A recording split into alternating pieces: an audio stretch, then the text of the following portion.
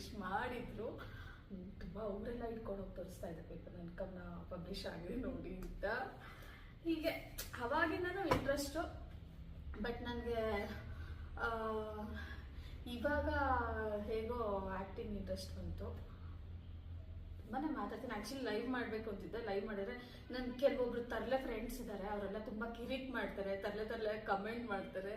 ಅವ್ರಿಗೆ ರಿಪ್ಲೈ ಮಾಡ್ಬೇಕಾದ್ರೆ ಇರ್ತಾರೆ ನನಗೆ ಕಾಲು ಎಳಿಯೋಕೆ ಅಂತ ಅಂದ್ಬಿಟ್ಟು ಅವ್ರಿಗೆ ನಾನು ಇನ್ನು ರಿಪ್ಲೈ ಮಾಡ್ಕೊಂಡು ಕೂತ್ಕೊಳ್ಳೋದೇ ಆಗುತ್ತೆ. ಬೇರೆ ಏನು ಮಾತಾಡೋಕ್ಕಾಗಲ್ಲ. ಆ ಒಂದು ರೀಸನಿಂದ ನಾನಿದು.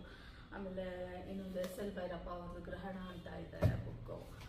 ಅದರ ಜಾಸ್ತಿ SL ಭೈರಪ್ಪ ಅವ್ರದ್ದೇ ಇದೆ. ಕಾರಣ ನಾನು SL ಭೈರಪ್ಪ ಅವ್ರದ್ದೇ ಓದ್ತೀನಿ ಅಂತ ಅಲ್ಲ, ದೇವರಾಣೆಗೂ ನನಗೆ ಅವೆಲ್ಲ ಓದಿಲ್ಲ, ನಂಗೆ ಗೊತ್ತಿಲ್ಲ. ನನ್ನ ಕೆಲವೊಬ್ರು ಫ್ರೆಂಡ್ಸ್ ನನಗೆ ಸಜೆಸ್ಟ್ ಮಾಡಿದ್ದು. ನೀವು ಅಂದ್ಕೊಬೋದು ಈಗಿನ ಕಾಲದಲ್ಲೂ ಬುಕ್ಸ್ ಓದೋರು ಇದ್ದಾರಾ ಅಂತ. ನಾನು ಹಾಗೆ ಅಂದ್ಕೊಂಡಿದ್ದೆ.